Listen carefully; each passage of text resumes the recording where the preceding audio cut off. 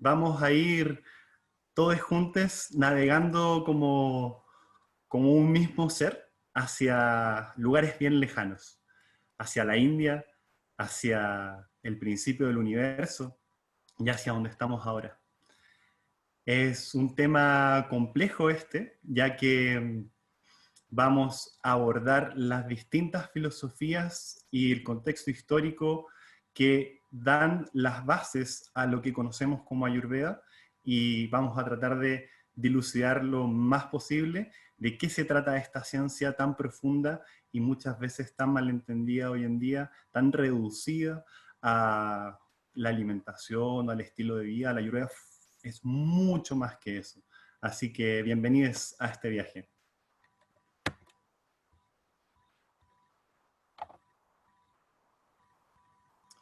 Muy bien. Entonces, ¿qué es Ayurveda? Como bien saben, está compuesto de dos palabras esto: Ayus y Veda. Ayus es vida, pero ¿qué significa vida? ¿No? Siempre escuchamos Ayurveda, el conocimiento de la vida, la ciencia de la vida, pero ¿qué es realmente esto? Vida tiene tres significados en sánscrito, Ayus. Entonces, el primer significado es la interacción entre el cuerpo, la mente, los órganos de los sentidos, los órganos de acción y el alma. Imagínense, la interacción constante, no solamente de un individuo que tenga estas características, sino que de ese individuo con todos los demás individuos que tienen estas características también. Entonces, son muchos factores los que están en juego en la vida, ¿cierto? Es un diálogo constante entre el universo manifestado y el universo no manifestado, entre planos más sutiles y planos más burdos. Y eso está sucediendo constantemente. ¿Y cómo? ¿Cuál es la interacción y cuáles son los efectos que se van generando en cada uno de estos planos? En el plano mineral, en el plano vegetal, en el plano animal, plano humano, mental, espiritual, planetario incluso, son todas esas relaciones, y cómo afecta cada una de esas relaciones a cada una de estas partes, es lo que estudia la Ayurveda. Así que no es menor. Entonces, segunda parte de definición de vida. Es aquello que busca la eternidad. Tanto organismos minúsculos, bacterias, virus, ¿ciertos?, como organismos más grandes, entidades más grandes, como planetas, como los considera la Ayurveda, seres vivos también, son seres, entidades que buscan su perpetuación, que buscan la manera de sobrevivir y llevarse el mayor tiempo posible en este plano, en esta tierra, en este mundo, ¿cierto? E incluso eso lo podemos ver a nivel de pensamientos. Cómo nuestros pensamientos aparecen y aparecen y aparecen, unos más que otros obviamente, y quieren estar ahí, quieren perpetuarse, buscan la eternidad. Sin embargo, aquí vamos a la tercera parte de la definición de vida, es aquello que termina, aquello que cumple un ciclo en un momento. Entonces ahí ya entramos en una paradoja.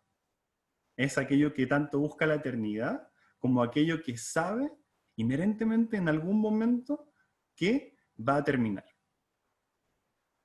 Y eso es una paradoja que la Ayurveda reconoce y que busca darle el sentido, busca encontrar la respuesta para que no sea una dualidad en la que se genere sufrimiento, sino que una dualidad que podamos llevar de la mejor manera posible. Ya vamos a ir viendo esto a lo largo de la presentación también, de distintas maneras.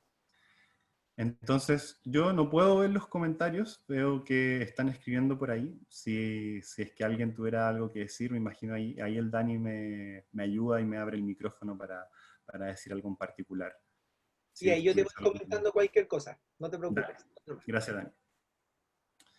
Entonces, por otro lado, está la palabra Veda, que es conocimiento. ¿Pero qué es conocimiento realmente? Las palabras en sánscrito son conceptos profundos, y cada vez que volvemos a ellos podemos encontrar un significado aún más, con una sutileza y cambia toda esa profundidad y nos permite ver las cosas de un punto de vista distinto. Entonces, Veda es eso, es un conocimiento que cada vez que yo voy a ver la vida, en este caso, a ver Ayus, transformo mi mirada. Es algo que existe, que puede ser conceptualizado, analizado o experimentado y por lo tanto integrado y trascendido. Entonces cada vez que volvemos a la definición de vida, por ejemplo, cada vez que nos vamos adentrando más en los conceptos de la Ayurveda, vamos cambiando nuestra perspectiva de la vida, nuestra manera de mirar el mundo, y esto creo que todos quienes han estudiado la Ayurveda pueden ser testigos y pueden dar fe de esto, que les cambia la manera de mirar el mundo. Les cambia la perspectiva, ven doshas, ven gunas, ven cualidades, ven karma por todas partes. Es como, ¿cómo no había visto esto antes? Entonces, la Ayurveda busca generar este conocimiento, pero a nivel profundo, que es, al principio, ¿cierto? Cuando empezamos a estudiar cualquier cosa, en una primera instancia aprendemos los términos básicos, nos familiarizamos con el abecedario. Y luego vamos profundizando un poco en el tema para que finalmente, en algún momento, llegue una realización que yo lo veo como un hilo conductor que se une a todas las otras partes de nosotros, a toda nuestra red neuronal, y es como, oh, ese punto pequeño hizo que mi perspectiva total de este conocimiento en particular, de este tópico en particular, cambiara y se transformara. Y esa realización es la que busca la Ayurveda, una transformación profunda del conocimiento de la vida, o sea, lo que entendemos que es vida. Profundo, muy, muy profundo, y hace de repente como un zoom in a lo que es una parte minúscula de la vida, como por ejemplo algún microorganismo en particular, o algún órgano, algún tejido en particular, y de repente hace un zoom out y ve la vida desde una perspectiva más amplia. Y se da cuenta y te explica que es lo mismo, que están regidos por las mismas leyes, que cumplen las mismas funciones, que hay que aprender a ver las cosas de tal manera que lo micro se correlacione con lo macro. Y esa es una belleza que cuando tienes la apertura para verlo, es como te explota así el cerebro y te das cuenta que había tanto que no habías visto antes, que hay tanta riqueza y empiezas de alguna manera a vivir de nuevo. Bien. Entonces, un poquito de contexto histórico para que sepan de dónde viene. Es bien controversial los inicios de la Ayurveda, sobre todo este periodo de las civilizaciones del Valle del Río Indo y el periodo védico, ya que son épocas muy antiguas, imagínense. 8.500 años atrás, antes de la era común, AEC es antes de la era común, entonces 8.500 años atrás. Es muchísimo tiempo. Si Cristo hubiese estado, o sea, en la época de Cristo, ¿no? Él ya hubiese dicho, oye, esto es muy antiguo. Y hay mucha controversia porque se gestaron algunas teorías luego en el año 1800, en el periodo del colonialismo británico, se gestaron ciertas teorías a base de hechos, obviamente científicos, pero que no estaban completos y que tenían un fin, un interés político evidente. Entonces, con el fin de poner de su lado a los brahmanes, poner de su lado a la casta que lideraba y tenían el poder en India, el poder político, dijeron las teorías de tal manera que los pusieran de su lado. Y esta teoría es muy conocida y aún hoy en día en muchos lugares del mundo se sigue enseñando. Es la teoría de invasión aria. No sé si la han escuchado. Todavía hay incluso un debate ahí, si que es verdad, que no es verdad, pero yo les digo, he estudiado muchísimo esto y no tiene por dónde sostenerse la teoría de invasión aria. Estas civilizaciones del Valle del Río Indo se ubican en el norte de la India, en parte de lo que es Pakistán también. Y, ah, y había muchos ríos, muchos cursos fluviales en esa zona. No solamente el río Indo, el río Sindhu, que se llamaba en ese momento, que luego se cambió, de ahí viene la palabra indio, que de Sindhu, ese era el nombre, y después vinieron los persas y ellos no pronunciaban la S, así que se quedó como en Hindu y de ahí derivó en Indo-Indio. En fin, un dato freak ahí del día. Y tenían estas civilizaciones patriarcales hermosas que no se, que no se encontró hasta el día de hoy ni un arma, o armas muy pequeñitas que más bien eran herramientas. No se encontró ni un vestigio, no se ha encontrado todavía ni un vestigio de alguna guerra que haya sucedido ahí, por las cuales, o por las cuales ellos hayan tenido que ser sometidos ante otra cultura. Más bien, lo que más se acuerda hoy en día es que como fue una civilización tan antigua que duró durante tantos años, los recursos naturales se agotaron. Eran civilizaciones enormes, estoy hablando de ciudades del porte de Viña y muchas alrededor de este río, que tenían como, aquí puse una fotografía, que son de una de estas ruinas, y este es el lugar principal, o sea, el epicentro de la ciudad. Este es un gran baño, el gran baño de Mohenjo-Daro se llama. Y miren, ese es el lugar principal, no una plaza, no, era un lugar donde la gente se iba a bañar. Y bueno, hay muchas especulaciones de lo que realmente se iba ahí, pero es un gran baño, ¿no? Es como una piscina comunal donde la gente iba ahí a disfrutar de sus días. Bueno, eso es una de las cosas que se hizo. Ya podemos seguir hablando otro día de aquello. Pasémonos al periodo védico. Bueno, antes de eso, en este periodo hay un idioma, unos sellos, que no se sabe cuál es su traducción en particular.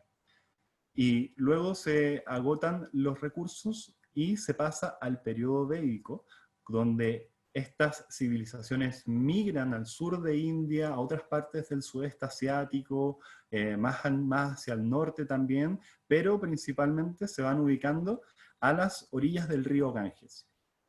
Y en las orillas del río Ganges fundan lo que se llama el periodo védico, la civilización del periodo védico, que se caracteriza por la escritura de estos 4 libros sagrados, textos antiguos, los Vedas, que son más bien alabanzas hacia distintos dioses. Y no son los mismos dioses que ustedes conocen hoy, sí, son los mismos, aparecía Brahma, aparecía por ahí Shiva, pero los principales eran otros, era otro panteón. El principal era Agni, de hecho el Rig Veda empieza ahí con una alabanza a Agni, el dios del fuego, también estaba Indra, estaba Deus, que es el dios cielo, un montón de dioses más bien de carácter animista, que, que estaban asociados a elementos de la naturaleza. Y se dice que estos libros, los Vedas, se pasaban ya a través del sistema Gurukul en el periodo anterior y que fueron escritos luego pasados a papel, que es los registros que tenemos hoy en día en este periodo, porque el ser humano no iba a tener las capacidades intelectuales de seguir pasándose a través de este sistema de transmisión oral, el conocimiento. Y ahí se escribe el Ayurveda, también, muy importante. Ahí se escribe el Ayurveda, textos ya hay menciones en el Rig Veda, que es este libro muy, muy antiguo, de hace 4.500, 5.000 años atrás. Y luego en el Atharva Veda, un Veda posterior, está la Ayurveda como un Upa Veda, que es un Veda como accesorio, ¿no? Cada uno de los Vedas tiene un Veda accesorio. Bueno, y ahí está el Ayurveda, y también en el 600 antes de 2006, hace 2600 años aproximadamente, 600 antes de Cristo, se escriben los textos, que de hecho tengo uno de ellos acá, se los voy a mostrar ahí para que vean, el Charaka Samhita. Ahí, no sé si se ve. Este es uno de los 7 libros, son 7 de estos tomos, y Es un libro que habla principalmente de medicina interna bueno, habla de las 8 ramas de la Ayurveda. Y, y hay cosas que hoy en día las miramos y eso es impracticable, ¿no? No tiene ningún sentido. Pero hay otras cosas que son sumamente interesantes y que son rescatables y utilizadas hasta el día de hoy por la medicina ayurvédica. Luego nos vamos al periodo upanishádico, que aparecen principalmente muchos libros de carácter mitológico, pero también los Upanishads, que son de alguna manera como una secuela de los Vedas, ¿no? Una segunda parte que explicaba qué realmente eran los Vedas, ¿no? De qué se trataba esto? Que tenían unos himnos de la creación que eran de carácter muy mitológico, muy extraños, todos bien distintos unos de otros.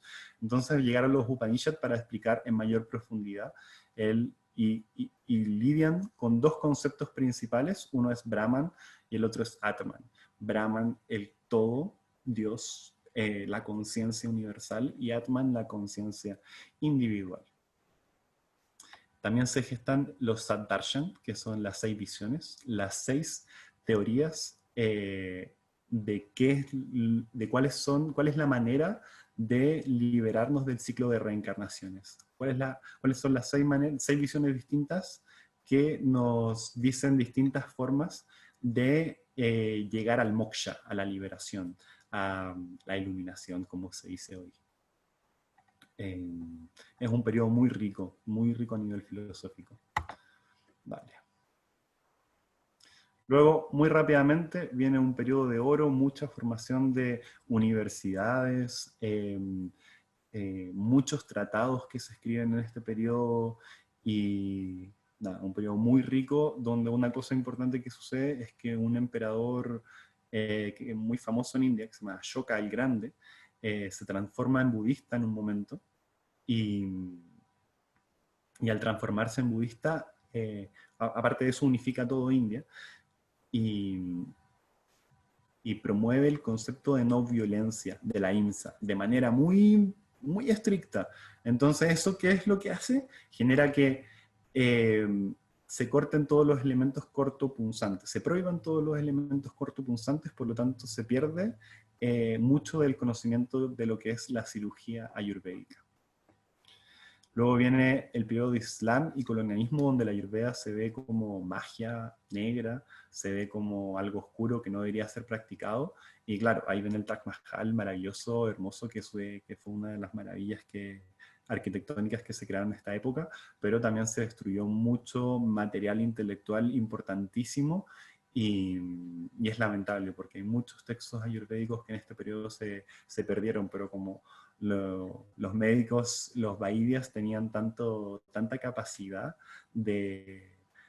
intelectual, entonces pudieron todavía seguir pasando el conocimiento a nivel oral. De hecho, conocí a un médico que tenía como 30 generaciones hacia atrás y tenía textos en su familia de 30 generaciones hacia atrás de médicos ayurvédicos. Y nos contaba algunos casos ahí, era qué tremendo material que tiene, así, tremendo. Así que ahí está la historia en sí misma, ¿no? En esos escritos, por ejemplo, que se ocultaron en algunas partes y otros se siguió traspasando el conocimiento a nivel oral. Y en la actualidad, ¿por qué puse esta casita tan extraña? Porque la Ayurveda propone que el lugar de sanación sea como tu propia casa. Así que, bueno, ahí es una casa que tiene una mezcla de arquitecturas de distintos lugares, pero uno va a hospitales ayurvédicos en India y a mí me chocó el ver que era realmente como un hogar. O sea, había olor a comida, había olor a hierba. Mi casa tiene esos olores, no creo que la de todos, pero allá en India una casa tiene esos olores, ¿no? Tiene el olor a incienso, tiene el olor a aceites, aceite de sésamo en particular, tiene el olor a cocina, a arroz, a guisos, y esos son los olores que tienen los hospitales y la gente está ahí en la naturaleza porque se habla de que el tratamiento, no, la mitad o quizás incluso menos, es algo físico. todo el resto, y primordialmente es un tratamiento que busca transformar la visión interna, transformar nuestra mente para que ella nos permita tomar las decisiones correctas y elegir nuestro alimento adecuado, elegir nuestro estilo de vida óptimo y todas las acciones, la verdad. Para la Ayurveda todas las acciones tienen una influencia en nuestra salud. Desde cómo estoy hablando, por ejemplo, desde la postura en la que estoy, hasta la manera que estamos respirando y a qué hora nos acostamos, todo lo estudia en profundidad. Ya voy a ir contándoles cuál es el fin de esto. Bien, aquí puse un poquito más de información en particular con respecto a esta primera cultura, para que vean aquí estos puntitos son las civilizaciones principales de este primer periodo histórico que les comentaba. Y claro, es uno de estos ríos, este que está ahí con puntitos blancos, que es el Sarasvati, es el río que se secó, y debido a ese y estos ríos grandes, que el Sindhu, es el que también perdió gran parte de su cauce, por lo tanto tuvieron que emigrar hacia esta zona más acá de India. Es muy interesante esta civilización, les recomiendo ahí que vean, que busquen información al respecto, porque una de las cosas interesantes, por ejemplo, datito, que a mí me voló la cabeza, este era su sistema, estos son los sellos que se encontraron, cada uno tenía un animal y estos simbolitos hacia arriba, se recopilaron estos y otros símbolos más, pero lo interesante es que son, prepárense, iguales, casi idénticos, 100%, así no, 90% digamos idénticos a los símbolos que se encontraron hoy en día en Isla de Pascua.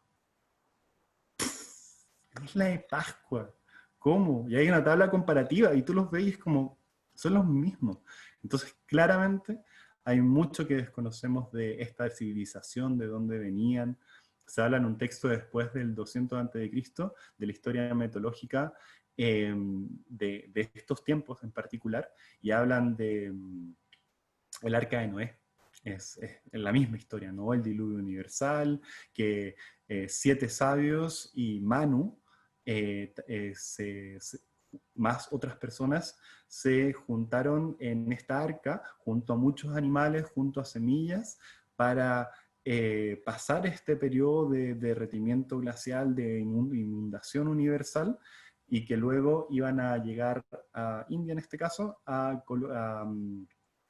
fundar una nueva civilización. Así que, bueno, interesante ahí las referencias mitológicas que a veces tienen varias cositas de verdad si uno las sabe leer. Pero nos podríamos quedar todo el día en eso. Bien, aquí solo quiero recordarles que en este periodo, en el periodo védico y upanishádico, aparecen los Satdarshan, que son las 6 visiones. No vamos a revisarlas todas, pero sí algunas. ¿Por qué las vamos a revisar? Porque la Ayurveda se nutre de distintas partes de cada una de estas 6 visiones, que son sistemas filosóficos, sobre qué es la realidad, cómo está conformada y a qué le tenemos que poner atención para lograr el moksha, la realización del ser. Y la Ayurveda toma un poquito de cada una para distintas partes de su estudio de la vida. Bien, quería ponerles un montón, me puse a leer el Bhagavad Gita y es como, tenía muchísimas citas que tenía ganas de compartirles, y una de estas es ella. Cuando tu mente ya no se perturbe con el florido lenguaje de los Vedas, y cuando permanezca fija en el trance de la autorrealización, habrá llegado entonces a la conciencia divina.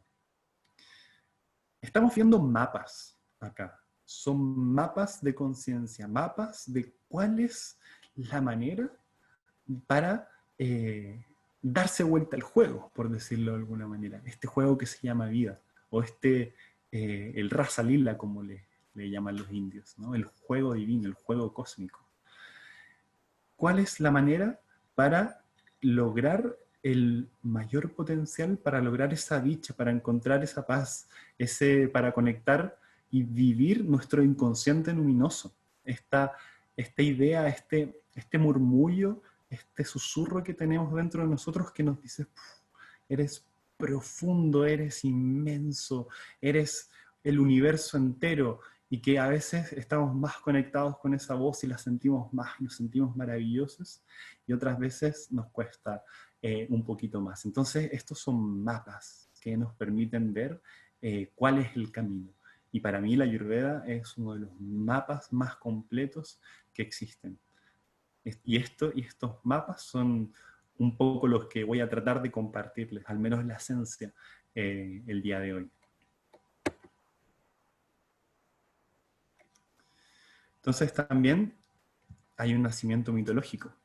Y aquí se pone aún más interesante el tema. Surgen quizás algunas interrogantes más.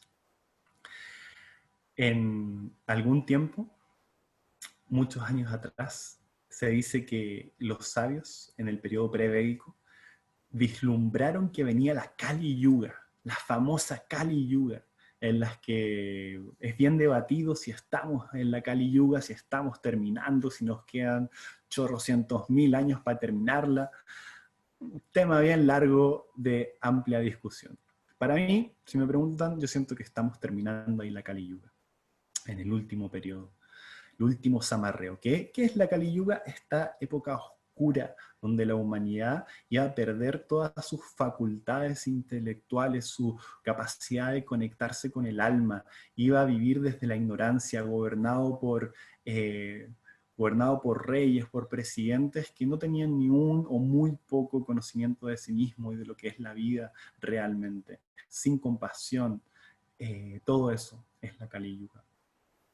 Y dijeron, entonces tenemos que dejar de alguna manera un conocimiento que nos permita, que les permita a estos seres, a nuestros hijos, a nuestra descendencia, nosotros, comprender, recordar y no olvidar nunca lo que realmente se trata esto, de qué es realmente la vida. Así que dijeron, bueno, escribamos los Vedas, escribamos la Ayurveda, y más bien que decir, dijeron, tenemos que hacer algo, tenemos que ir a conversar con los dioses. ¿Y qué hizo? Y se ofreció Bharadvaya, uno de los sabios, dijo ya, corajudo y todo así, yo me voy a hablar con los dioses. Entonces se puso ahí en su trance meditativo y se puso a conversar con Indra para preguntarle qué es lo que podía hacer. Indra va a donde Brahma, donde Vishnu, en verdad, y después Vishnu va a donde Brahma a preguntarle sobre qué conocimiento le iba a servir, iba a ser el apropiado para que la humanidad pudiese recordar esto que habíamos olvidado y pudiese no perder su esencia, pudiese seguir conectado con su alma. Y Brahma le dice la Ayurveda, te lo paso. Y así fue descendiendo la Ayurveda hasta llegar al mundo físico, a la sociedad, a Bharadvaya. Y Bharadvaya se lo comunica a todos los sabios y desde ahí comienza el descenso de la Ayurveda. Y esto es una historia bien compleja que la hice muy, muy pequeñita, pero habla de la manera correcta de estudiar la Ayurveda. Habla de que para estudiarlo necesitamos estar conectados con nuestra conciencia profunda. Necesitamos estar con nuestra mente lo más abierta, lo más receptiva posible. ¿Por qué? Para el hinduismo todos somos principalmente de naturaleza femenina. Dios es lo único que es masculino. Todos nosotros, todos los demás seres, son de naturaleza primordialmente femenina. Y tenemos que aprender a conectarnos con esa energía para poder recibir el infinito que viene de todas partes, que es esta vida como si fuese un fractal, está en todas partes, en nuestros granos de arroz, en nuestros nam, en nuestra kombucha, en la mirada de tu padre, de tu madre. Ahí está todo el conocimiento. Y si pudieses simplemente observar y ser lo suficientemente receptivo, lo suficientemente vulnerable, abierto para recibir esa información dentro de ti, no necesitarías el ayuda. No necesitarías que yo te estuviese explicando esto, no necesitarías una clase de qué es la vida, porque la vivirías dentro de ti. Muy interesante esta manera. Por eso siempre, antes de empezar una clase de Ayurveda, se busca como traerse. Y siempre, antes de que empiecen una clase de cualquier cosa, y hay como consejo, sobre todo cuando se trata de temas profundos como el de ahora, que logren abrirse, ¿no? Que logren entrar como en esta pausa, en esta no expectativa, en esta vulnerabilidad, en esta apertura para poder recibir a nivel de no solamente información más dato duro, sino que también a nivel de planos más sutiles, de cuerpos más sutiles, esta información. ¿Y qué pasa? Aquí, esto es uno de mis mitos preferidos de la vida. Es tan rico de información, tan profundo, que nos tardaríamos un día entero en analizarlo, porque maravilloso, y no lo podía dejar de traer, ya que habla de todo lo que estamos hablando en este momento y lo que seguiremos hablando. Tiene la esencia de la Ayurveda, ya que este dios que ven acá, que es Dhanvantari, es lo que nace finalmente de este mito. Emerge Dhanvantari con el néctar de la inmortalidad, con el Amrit. ¿Qué pasaba? Pasaba que los dioses y los demonios eran mortales, ambos. Y se venía la Kali Yuga, y decían, necesitamos para este periodo el néctar de la inmortalidad, o si no, todo va a desaparecer, todo el universo completo, nosotros incluidos. ¿Y qué hacen? Le piden a Brahma que les ayude de alguna manera a obtener este néctar de la inmortalidad. Y llegan, ahí le piden ayuda a distintos seres, y uno de ellos es esta serpiente enorme que la enrollan en este monte que se llama Monte Madara, y empieza la churna, el batir del océano de leche, se llama este mito, el batir del océano de leche.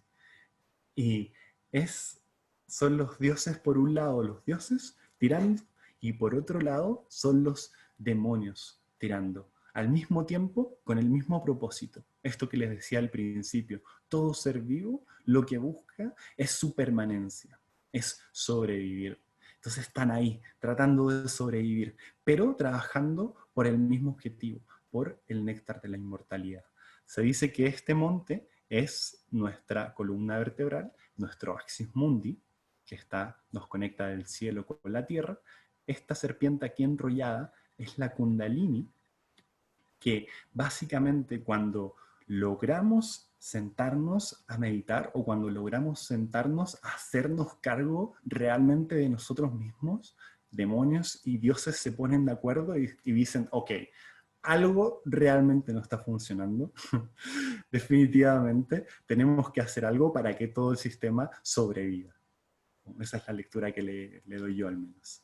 Y desde allí empieza, ok, ¿qué hacemos? Pongámonos de acuerdo, tratamos de activar este sistema nervioso, tratemos de buscar soluciones.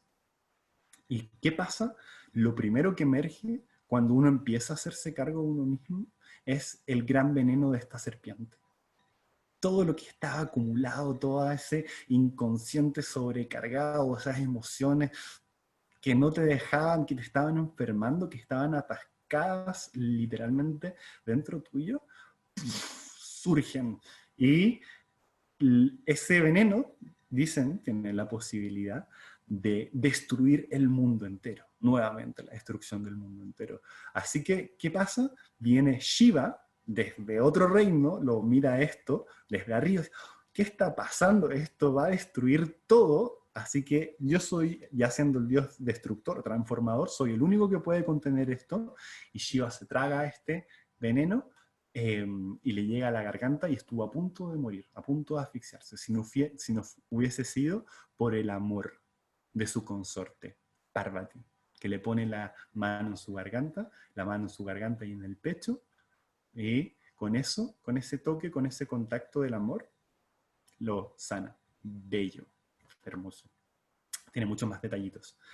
Pero bien, vamos al esencial. Luego de eso empieza a emerger un tesoro, otro tesoro, otro tesoro, otro tesoro.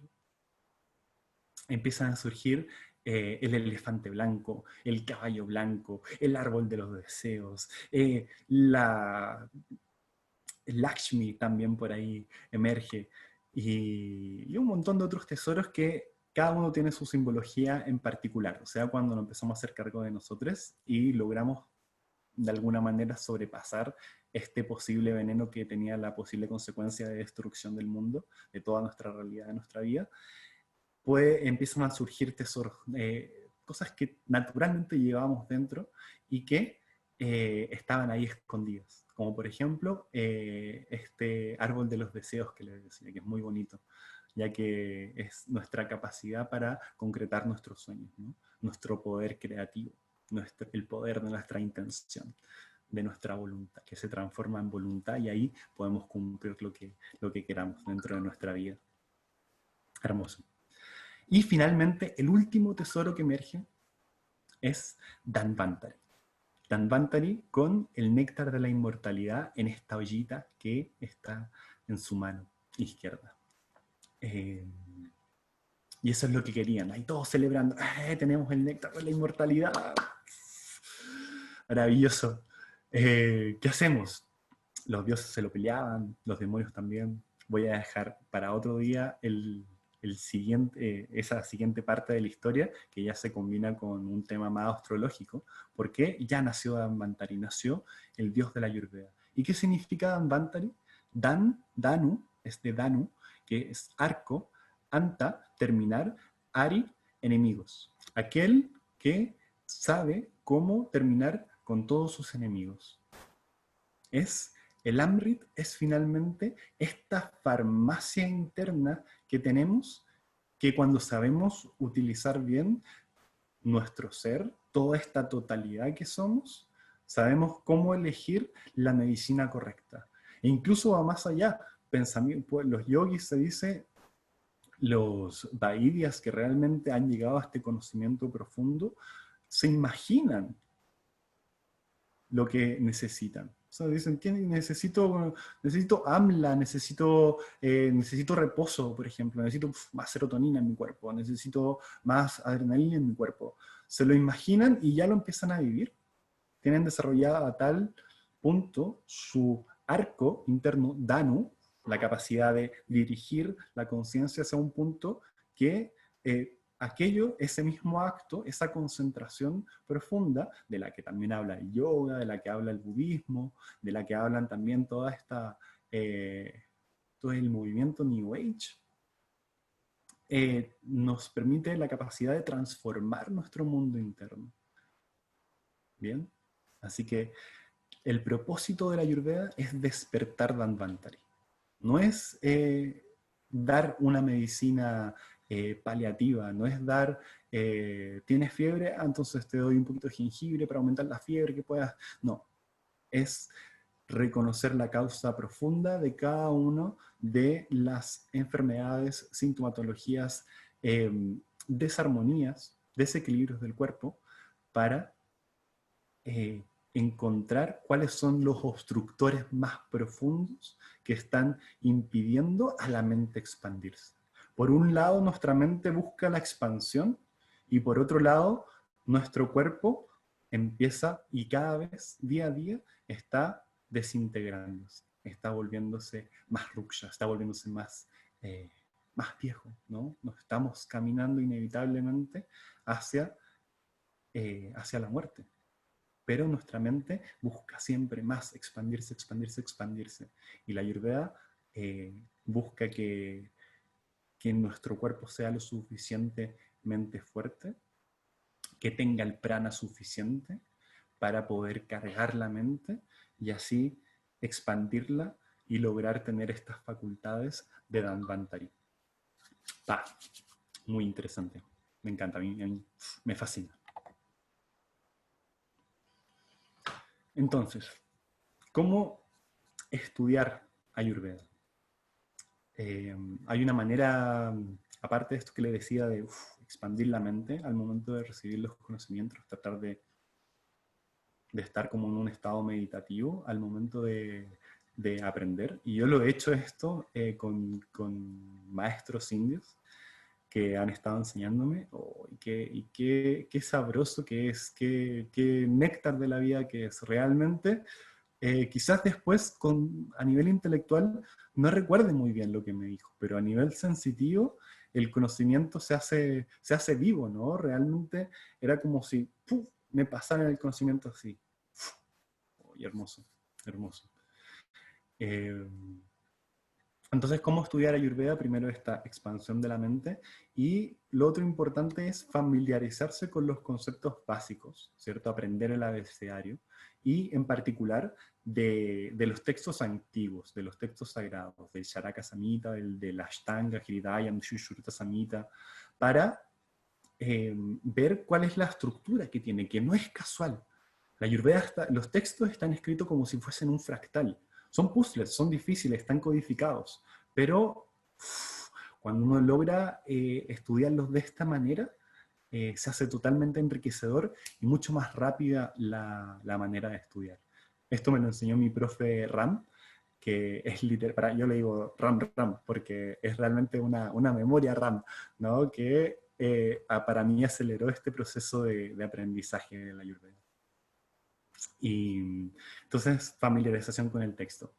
Luego, una discusión más profunda, ¿cierto? Con médicos, con personas que ya sepan un poco del tema, sobre las enseñanzas, incluso con les amigues, con la familia, que está bueno irse preguntando qué es la vida, qué es la mente, qué es el cuerpo, qué es el alma, qué es medicina, qué no es medicina. ¿Es realmente el sistema que tenemos ahora, pues se podría considerar como medicina? Preguntas ahí son importantes, ver los distintos puntos de vista, cuestionarse y recuerden, Veda, conocimiento, cambiar la mirada, cambiar la perspectiva de la vida, transformarla, para llegar a esa perspectiva que nos dé la visión perfecta, como se llama en Ayurveda. La correcta visión, le llaman, perdón. El darshan.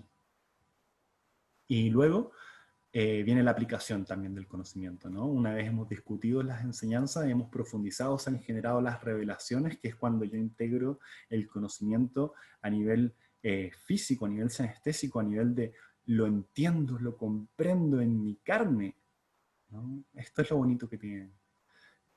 Ahí aplico el conocimiento. Ahí, dependiendo de lo que estemos estudiando, de repente vamos a aplicar primero, luego ir a la familiarización con los conceptos, y luego a Baboda, y así, dependiendo si estudiamos terapias, por ejemplo, Abhyanga, masajes, entonces quizás vamos primero a la aplicación. Ahí va a depender de qué estemos estudiando en particular. Y aquí puse este gráfico, no gráfico, esta línea como natural de seguimiento, que es la estructura que tienen los textos, así como a grandes rasgos. Primero, el texto te dice, nuestra mente ha de ser purificada, ¿cierto? Ha de ser nutrida de las cualidades auspiciosas para que logremos que esa es la mayor medicina. Si no logramos tratar, o si la persona no está en eso y su mente se equilibró y viene por algún desequilibrio más profundo, entonces trabajamos con estilo de vida. Si es que el estilo de vida no es suficiente, entonces vamos a ir recién a la nutrición. Si es que la nutrición no es suficiente, vamos a Ushat, a la medicina en particular, que significa literalmente aquello que te acerca o que te ayuda a estar más establecido en el ser. Eso significa Ushat. Así que ahí cae la categoría de todos los tratamientos que conocen, los Abhyangas, los Udvartana, Shirodhara, que es este aceitito que cae acá, un montón de tratamientos que existen en el mundo de la Ayurveda, también las plantas medicinales, también cromoterapia, técnicas más asociadas a lo yógico, etc. Luego, si eso no es suficiente, tenemos que hacer una terapia de desintoxicación profunda, Shodhana. ¿Bien? Tenemos que eliminar de raíz los doshas del cuerpo. Y si eso es aún insuficiente, entonces vamos a Shalya, que es cirugía directamente. Se evita ante todo la cirugía, sin embargo, se considera como posibilidad ante etapas altas de la enfermedad. Etapas avanzadas, perdón. Saludcita, aquí con kombucha, que la hice hoy día y me quedó deliciosa, la verdad. Ya la cuidé nomás. Bien. Este es el primer shloka, verso, de la Ashtanga Hridayam. Este libro, uno de los libros que es el corazón, se dice, de la Ayurveda, que es como el Bhagavad Gita lo es al Bhakti Yoga, el Ashtanga Hridayam es el corazón de la Ayurveda, porque resume este texto, el Charaka y el Sushruta, que son enormes, en un libro que no es demasiado largo ni demasiado corto, y nos permite entender la Ayurveda desde su simplicidad. Es el punto de partida. Y como la Ayurveda, como estos textos son tan inteligentes y están escritas de manera holográfica, de manera fractálica, el primer shloka te dice, aquí está todo. Esto es la Ayurveda. Y después, si no lo entendiste, te sigue explicando y te sigue explicando y te sigue explicando. Y cada capítulo te lo recuerda al principio del capítulo.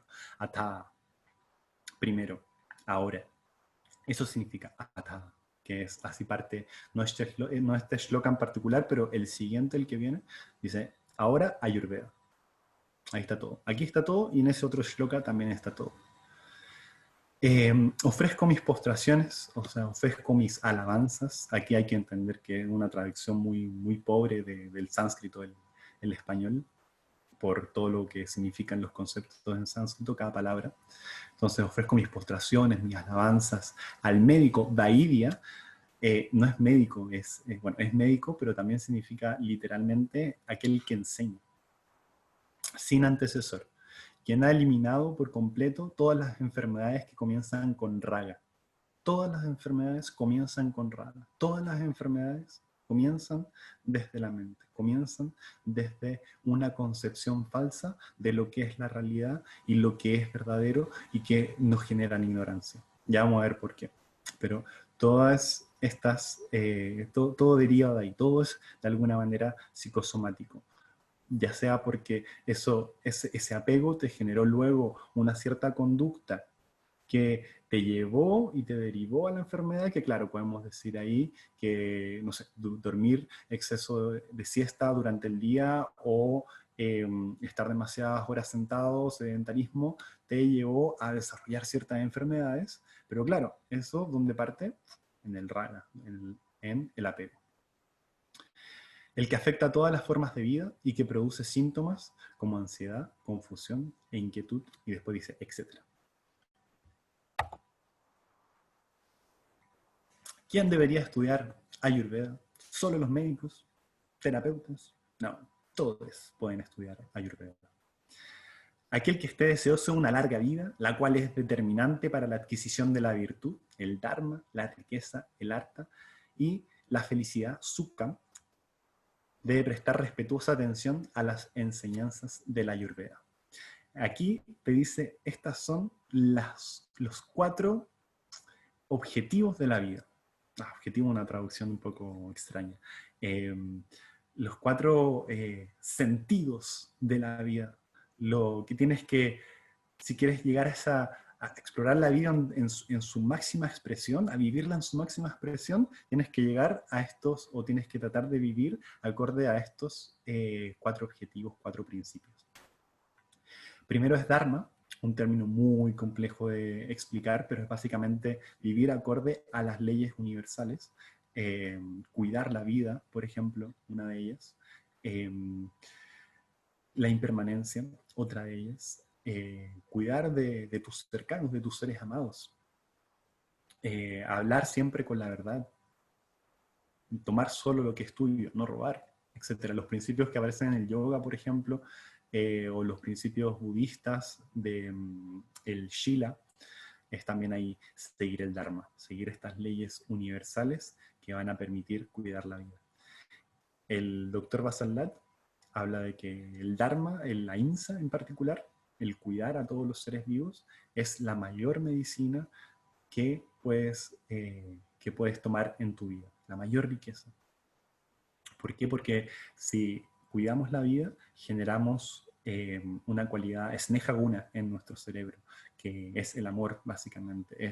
Nos ponemos en una emoción, empezamos a sentir, a descubrir, se despierta esta chispa de la compasión ante el mundo, lo que va ordenando toda la vida, y poco a poco nos vamos, o quizás de manera rápida quizás, nos vamos encontrando con aquellas situaciones de vida, o vamos eligiendo aquello que nos hace bien, aquello que nos mantiene establecido en el ser, en nuestra salud.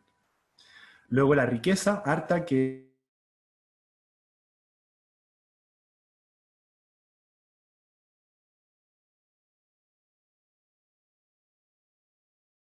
es básicamente incluye el principio de kama y de moksha. Kama es disfrute, es que da lo mismo si estás ahí, si estás pasando por algún periodo desafiante de tu vida. Lo importante es que estés en Sukam, que logres esta conexión con la felicidad, con el disfrute, con el placer, que disfrutes de esta vida, incluso de todo el camino, ¿no? Y finalmente moksha, la liberación, que es posible solo una vez tengo los otros tres resueltos, integrados en mi vida. Deben prestar respetuosa atención a las enseñanzas de la Ayurveda. Tenemos 2 objetivos y 3 pilares, que son las maneras de cumplir estos objetivos: erradicar la enfermedad o desequilibrios de los distintos cuerpos, y mantener y prolongar la vida desde la salud. ¿Cierto? Prevención y salud. Pero ¿qué es salud realmente? Y estos 3 pilares: nutrición, estilo de vida, medicina, que son las maneras que cumplimos los 2 objetivos, junto con todo lo otro que habíamos visto. Entonces, Svasta, que es el concepto de salud. Aquí en Shloka, que hay muchas definiciones de salud en Ayurveda. Se dice que es la más completa. Quien está establecido en sí mismo, Svasta. Esa es la definición de Svasta. O sea, eso es salud en sí misma. Quien está establecido en sí mismo mantiene el equilibrio de los doshas, de los dhatus. Los doshas son estos autorreguladores internos que permiten que nuestras funciones fisiológicas estén en perfecta coordinación, en armonía, en una buena homeostasis. El equilibrio de los doshas, de los dhatus, que son los 7 tejidos corporales, el agni, la capacidad digestiva, y las acciones de eliminación, o sea, la correcta acción de eliminación, que nuestras heces se estén eliminando bien, que nuestro sudor se esté eliminando bien, que nuestros doshas se estén eliminando bien, etc. Junto a la dicha del alma, la mente y los sentidos, es llamada una persona en salud. Hermoso. Muy bien. Y aquí entramos en uno de los temas que quería ya llegar, y es parte de esta matriz de la vida, del universo. Esto es lo que estudia la Ayurveda. Bien, ¿cómo vamos de tiempo? Son las... perfecto, muy bien. Entonces, Purusha, voy a ir explicando concepto a concepto. La filosofía Samkhya es una de las filosofías que nace de estas distintas visiones de los Vedas, de los Sat Darshan, las 6 visiones, Darshan, visión, Sat, 6. Entonces son las 6 visiones distintas que les explicaba en un principio, que nacen en el periodo upanishádico, diciendo: esta es la manera en que yo puedo cumplir esto que ustedes hablan a nivel tan prósico, poético, y que la verdad se hace un poco difícil. Entonces démosle un poquito más de ciencia, ¿no? Démosle un poquito más de profundidad a esto y veamos, let's get real, básicamente. ¿Qué hay? ¿Qué hay aquí? ¿Cómo es esto? ¿Cómo funciona?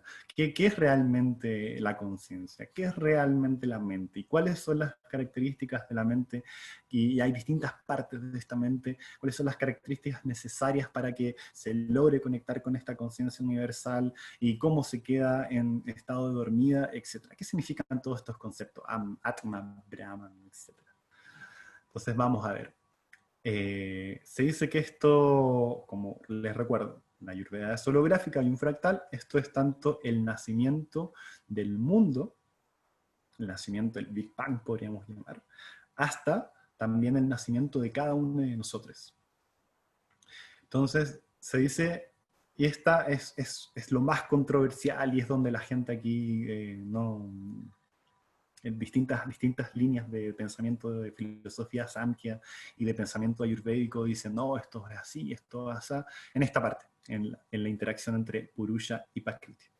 De alguna manera, digamos, para quitarnos todo aquello, de alguna manera Purusha, la conciencia universal, el todo, está interactuando con Prakriti, que es donde está contenido todo el potencial de creación, de manifestar el mundo.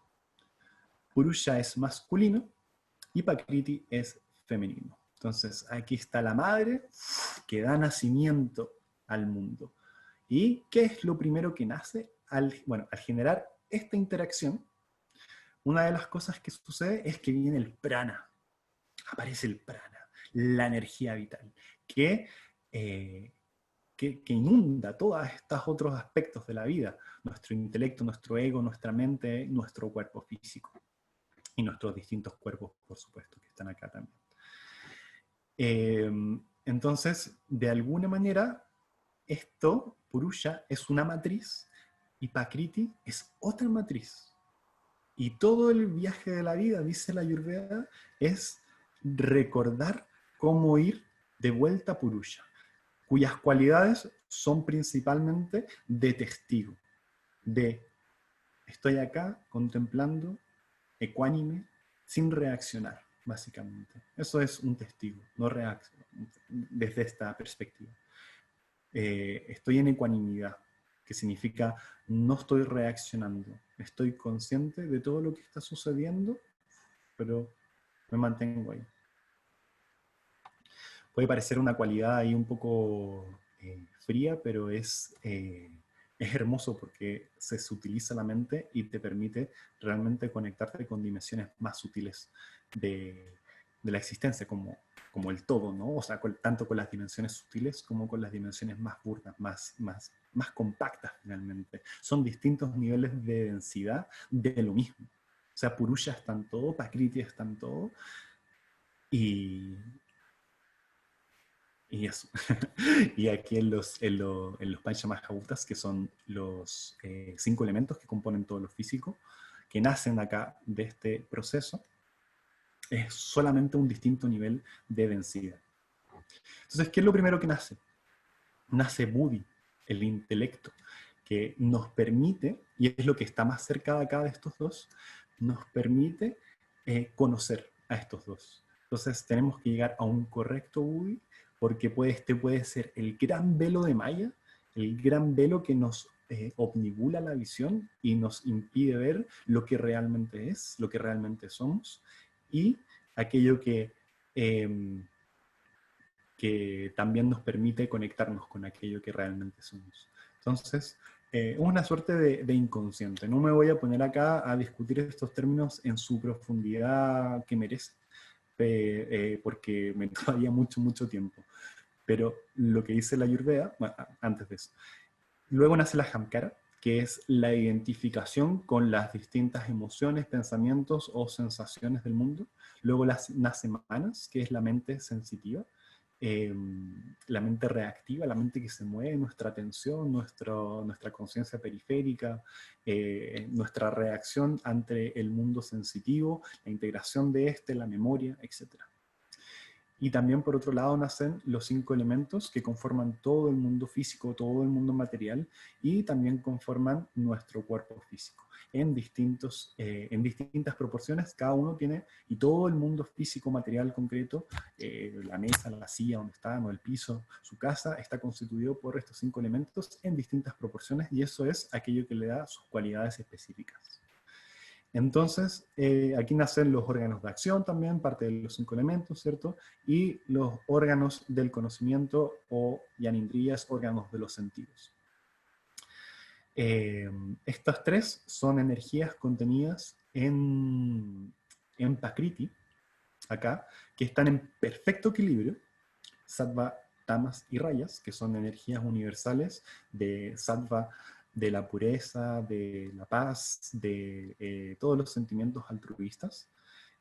Rayas, movimiento, como esto está presente sobre todo en nuestra mente. De hecho, cuando hablamos de psicología ayurvédica, hablamos principalmente en esto, no hablamos de doshas, sino que hablamos principalmente en estos términos. Rayas es lo que permite el movimiento, es como el acelerador, la motivación, lo que permite el movimiento en la vida.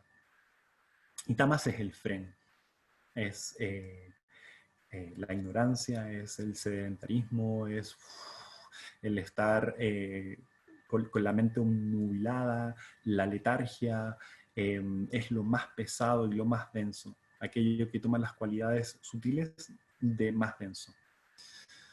Sí se entendió lo que aquello. Y estos están contenidos en Prakriti en perfecto estado de equilibrio, y al Prakriti, al entrar en contacto de alguna manera con Purusha, genera la desestabilización de estos, lo que genera el nacimiento del mundo, el nacimiento de cada uno de nosotros. Entonces se dice que esto sucede al momento de la concepción, por ejemplo, y va naciendo así de a poquito el Bodhi, la Ahamkara, el Manas, los Panchamahabhutas. Y en el universo nace de una manera explosiva, ¿no? Hay mucho aquí para ver, pero vamos. Vamos como Krishna y Arjuna ahí del Bhagavad Gita, que este libro antiguo, sagrado, que se dice ser uno de los corazones de los, no de los Upanishads, sino de las enseñanzas de los Upanishads. ¿Y por qué lo puse acá? ¿Qué tiene que ver? Dirán ustedes. Porque esta es la alegoría de esto es lo mismo que veíamos en la imagen anterior.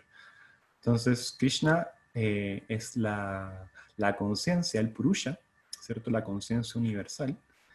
Arjuna es Prakriti, quien le da nacimiento al mundo. Y aquí ya es un ser súper evolucionado, porque Purusha es el que está dirigiendo los caballos, que son los 5 órganos de los sentidos, los 5 órganos de acción, y aquí que están en contacto con el mundo, ¿cierto? Entonces todo este carruaje se dice que somos nosotros.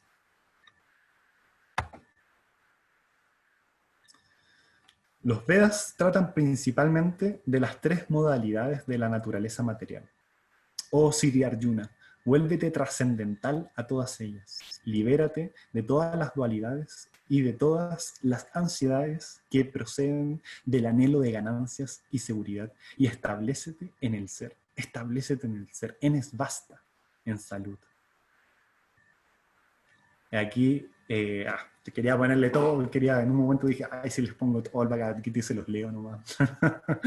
Porque la verdad es que tiene un conocimiento tan hermoso, que es lo mismo que les quiero transmitir ahora, ¿no? Es el mismo conocimiento de la Ayurveda dicho con otras palabras. Las 3 modalidades de la naturaleza material son sattva, rayas y tamas. Por ejemplo, un jazmín es muy sáttvico, es muy puro, versus un pedazo de carne pudriéndose es muy tamásico, ahí como para que vean el cambio, ¿no? Un ají es sumamente rayásico, o sea que las cualidades que van a despertar por cómo es su naturaleza en el mundo son universales, o sea, naturalmente un jazmín que lo huela va a despertar como esta claridad y esta pureza de mente, mientras quien interactúe con un ají le va a subir el fuego y la motivación y quizás el enojo, mucho más rayásico se va a volver esta persona. quien entra en contacto con aquello. Entonces aquí Krishna le dice, vuélvete trascendental a todas ellas. O sea, no te ates a ninguna de las cualidades que éstas representan, sino que ve más allá de aquellas cualidades, aquellas dualidades que te atan al mundo. Va, hermoso. Y aquí otra cita. Quien permite que su mente se apegue a los objetos de sensación, queda de tal modo envuelto en ellos que terminan por esclavizarlo. Del apego surge el deseo, del deseo la pasión, de la pasión la insensatez, de la insensatez la apetencia sin freno, de la desenfrenada apetencia resulta el olvido, del olvido la falta de discernimiento y de esta la pérdida de todo lo demás. Pero alcanza la paz quien, dueño de sí mismo, obra sin esta dualidad, pensando solamente en el ser. Me llama la atención lo que estamos viviendo ahora y encuentro muy crítico el periodo en el que estamos, la era tecnológica en particular, no tanto lo que sucede con el COVID, que también es muy importante, muy relevante, astrológicamente ni hablar, pero esto que sucede con la tecnología, con la dopamina digital. Había un experimento que hicieron, se los comparto muy rápidamente, un ratoncito que en los años 50 que le conectaban electrodos en el cerebro para darle placer, descargas de placer, cada vez que él apretaba un botoncito y apretaba, llegó a apretar 2000 veces por hora el botón, 24 horas del día, sin parar. Y nos veo así a nosotros seres humanos, lo mismo, ¿no? Cada vez que un like, cada vez que, así buscando como esta satisfacción tan minúscula, tan vacía, que nos va generando apego, nos va generando luego pasión, luego insensatez, luego apetencia sin freno, luego olvido, oh, tuve todo el día en el celular que me olvidé de mí mismo, fuertísimo. No hay diferencia entre ese ratoncito hoy en día y lo que nos pasa, no a los que están aquí quizás, o quizás sí, todos tenemos días distintos, a quien no la pasa, pero sí, todo el día, clic, clic, clic, clic, clic. Muy fuerte cuando vi ese video, quedé impactadísimo y me puse mucho más cuidadoso con dónde estaba poniéndome atención. Estoy poniéndome atención en mí, en conectarme y estar establecido en el ser, o estoy poniendo atención estoy desgastando mi energía, básicamente. Estoy entregándola a la nada. Va, muy fuerte.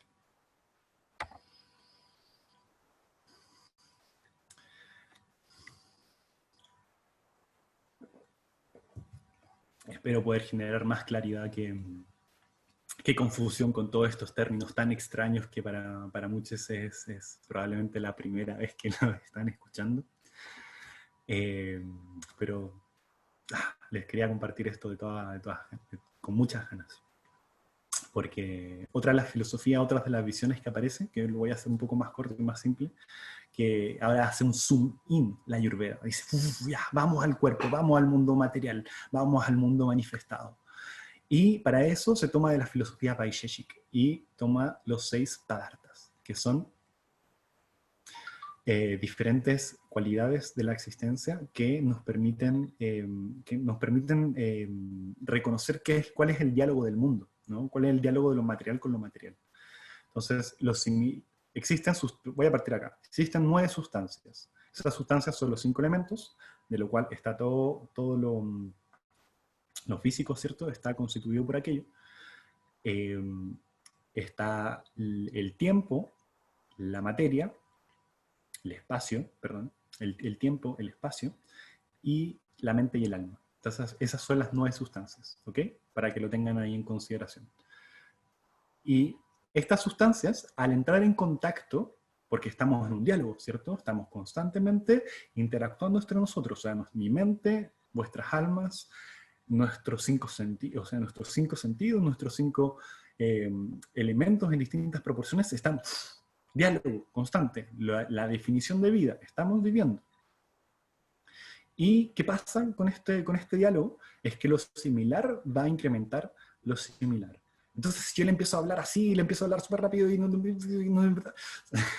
casi que ni se me entiende lo que hablo, probablemente se les va a aumentar el bata, la dispersión, el aire también. ¿Por qué? Porque ese aire dentro de mí va a traspasar la pantalla de alguna manera y ustedes por neuronas espejos quizás por algo más misterioso, van a entrar en esa conexión y les va a suceder esto mismo que me está sucediendo a mí.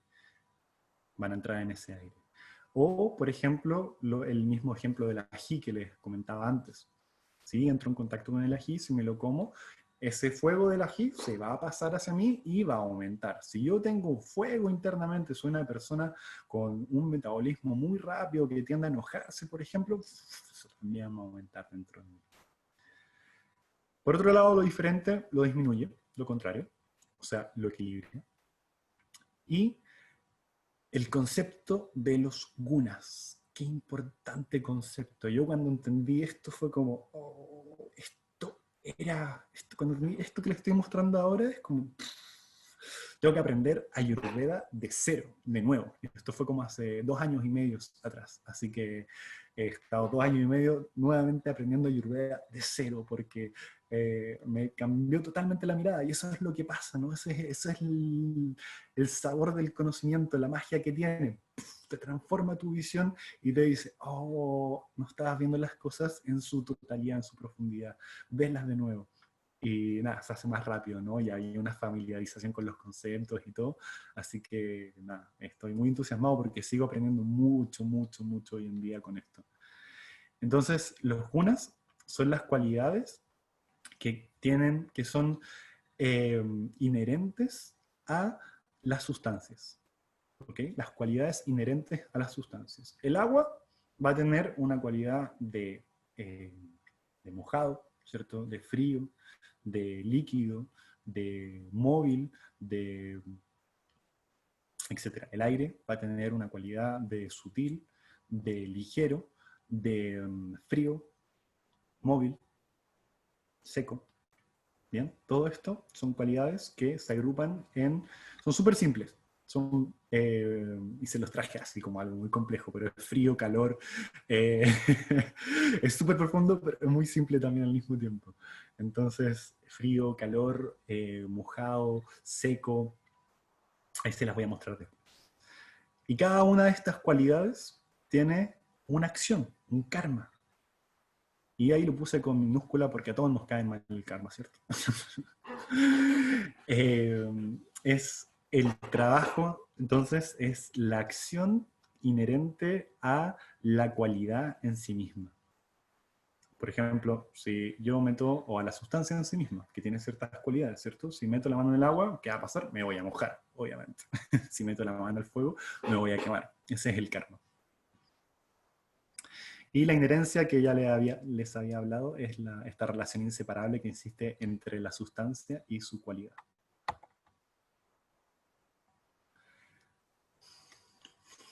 Entonces, los 9 dravyas, cada uno de ellos tiene cualidades, gunas, ¿cierto? Cada uno de ellos tiene, cada uno de los componentes de este mundo sutil y mundo grueso, tiene componentes, tienen cualidades,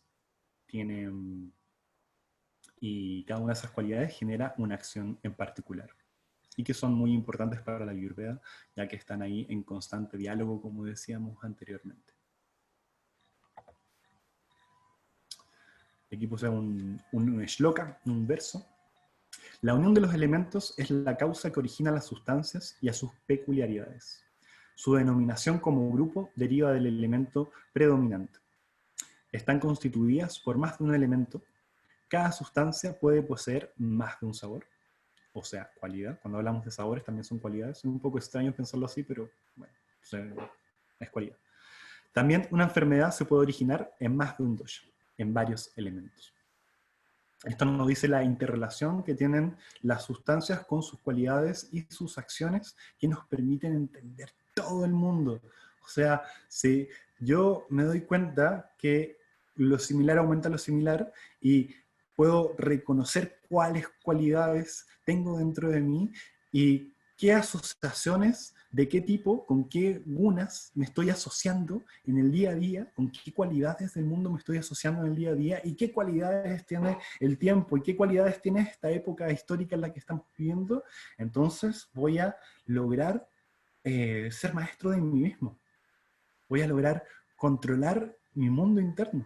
Porque si logro controlar los gunas, si logro reconocer cómo funciona, voy a reconocer cómo funciona la interacción entre todos.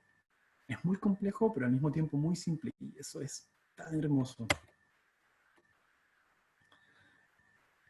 Así que aquí les quería dejar bueno, también cómo se crean los elementos. Muy en breve, el mundo físico manifestado viene de Akash. Esto es un descubrimiento nuevo para mí. El Akash, lo que es en sí mismo, todavía lo estoy descubriendo, pero es esta red, es una matriz más de la vida que permite que los elementos se comuniquen entre sí, dialoguen entre sí. Es lo que hace que cuando sientas fuego en una parte, cuando sientas emoción en una parte, cuando sientas agua en una parte de tu cuerpo, esa se transmita rápidamente hacia todos los otros lugares.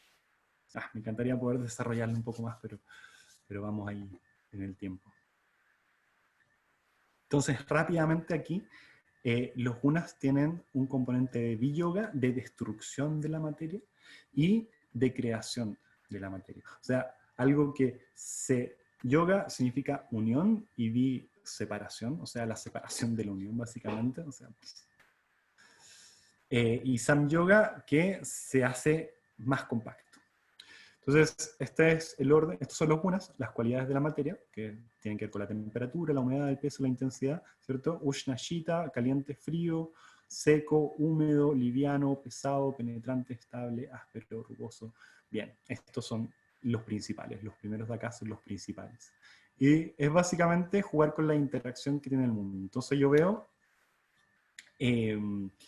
que esta es la línea de la destrucción. Sin embargo, todo esto puede relacionarse con distintas sustancias.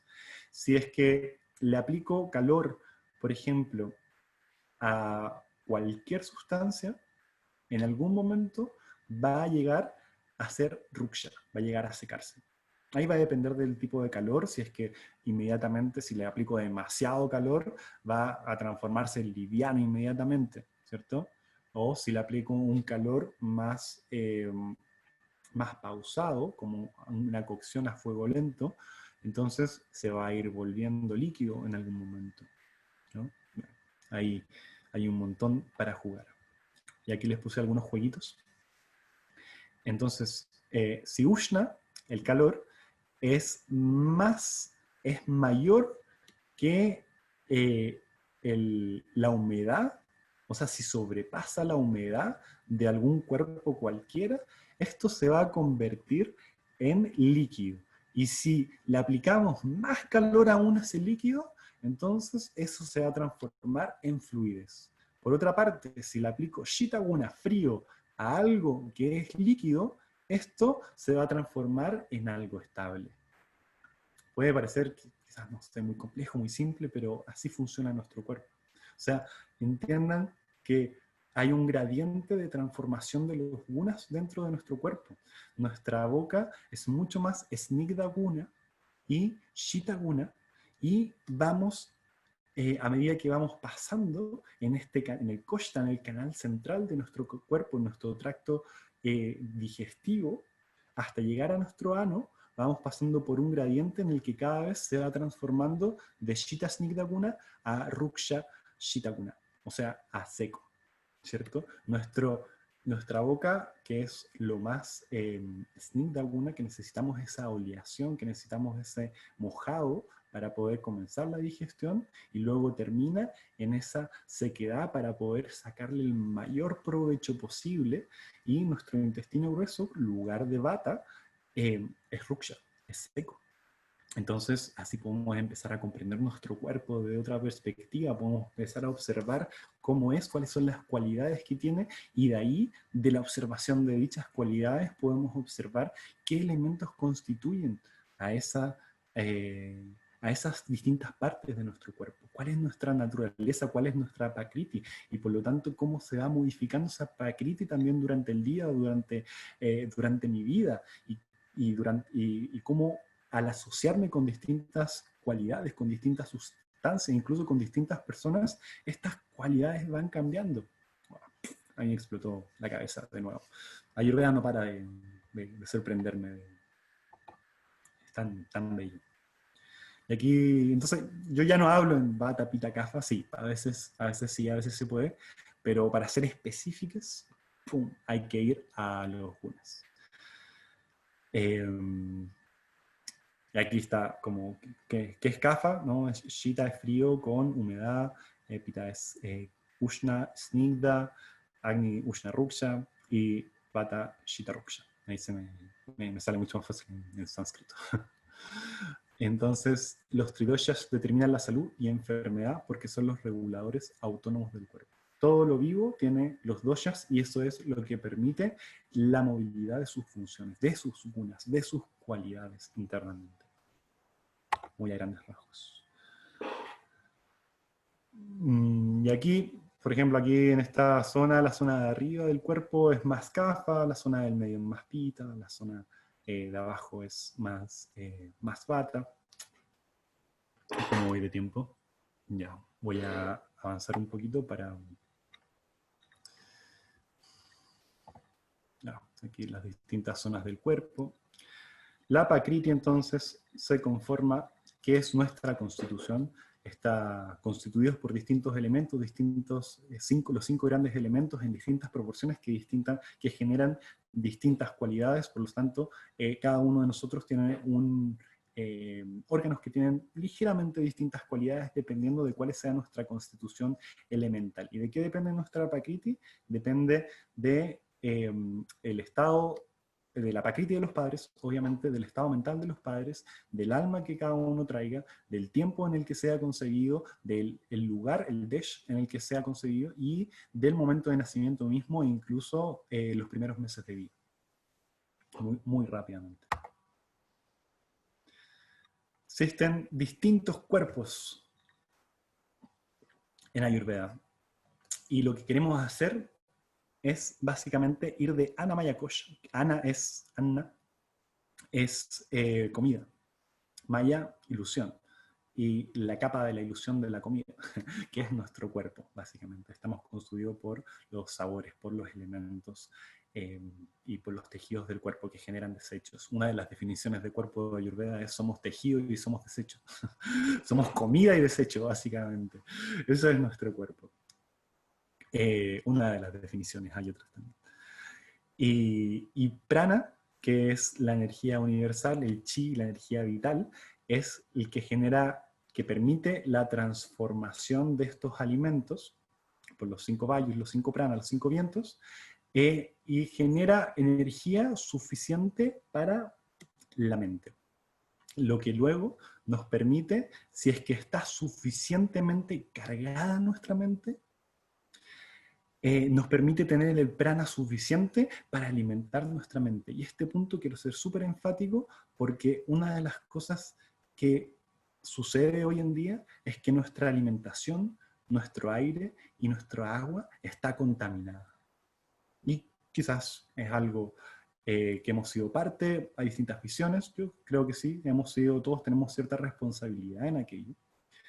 Y esto es brutal, porque que nuestras fuentes de prana, de alimentación de la vida estén contaminadas, lo que hace es que nuestro cuerpo esté en estado de sobrevivencia constantemente y nos cueste demasiado transformar la energía del prana en energía de alimento. ¿Por qué? Porque el prana está yéndose a donde necesita y nuestro cuerpo es lo que lo necesita en este momento. Estamos enfermos por todo este prana, porque contaminado que está sucediendo, ¿no? Que estamos ingiriendo, con el que estamos relacionándonos. Es muy fuerte esto porque si nuestra mente, nuestro cuerpo lo que hace es transformar el prana original en ollas, que es el combustible que le permite a la mente tomar su cargarse, podríamos decir, que la mente necesita del cuerpo para cargarse de electricidad, y esa electricidad es la que te despierta finalmente, ¿no? En maneras muy simples, es lo que le permite a la mente expandirse, ir hacia el conocimiento correcto que viene desde la experiencia, desde la vivencia de Purusha, de esta conciencia universal. Para la Ayurveda, el propósito de la vida es poder conectar con este Purusha, poder traerlo y reconocerlo en todas las dimensiones de mí, tener la experiencia de vivirlo. Y lo que genera un goce, lo que genera un correcto conocimiento, lo que nos genera un goce. Utilizar debidamente el prana para que el cuerpo pueda expandir manas, la mente. Otra definición de médico ayurvédico es, ¿cómo era el concepto? Pranamasari, algo así. No estoy tan seguro si esa es la palabra exacta, pero significa el amigo del prana. El amigo del prana, qué hermoso. Si prana funciona bien, todo funciona bien. Entonces, ¿qué es Ayurveda? Años para poder llegar a esta definición. Un sistema de cuidado del prana por medio de la aplicación apropiada de la matriz de los gunas para que suceda la óptima transformación del prana, y así el cuerpo pueda cargar la mente, y ésta pueda versar sus intenciones a su expansión utilizando virya, que es potencia, ¿cierto? Esta como capacidad de decir, ok, voy a sentarme a ver esto que es realmente, observarlo con determinación, con perseverancia, con disciplina, diligencia. Sadra, que es la fe, otro concepto importante, y otras cualidades auspiciosas para inquirir sobre la naturaleza de la realidad, lo que progresivamente da sutileza a la materia, nos permite conectarnos con el Akash, que es el tejido en el que todo está conectado y podemos empezar a sentir las realidades más sutiles de la existencia, y debido al cese de los samskaras, y eventualmente, que es aquello, no lo mencioné, pero los samskaras, para una de estas filosofías, Vaisheshik, es aquello que sostiene los enlaces atómicos, que le da, más profundos son tus samskaras, tus enlaces atómicos van a ser más fuertes, por lo tanto tu materia va a ser más densa. Otro día podemos hablar de aquello también. Y eventualmente culminará en moksha, que es la vía que es la iluminación, ¿cierto? Que ocurre a través de la vivencia del Purusha. Lo podemos resumir en esto.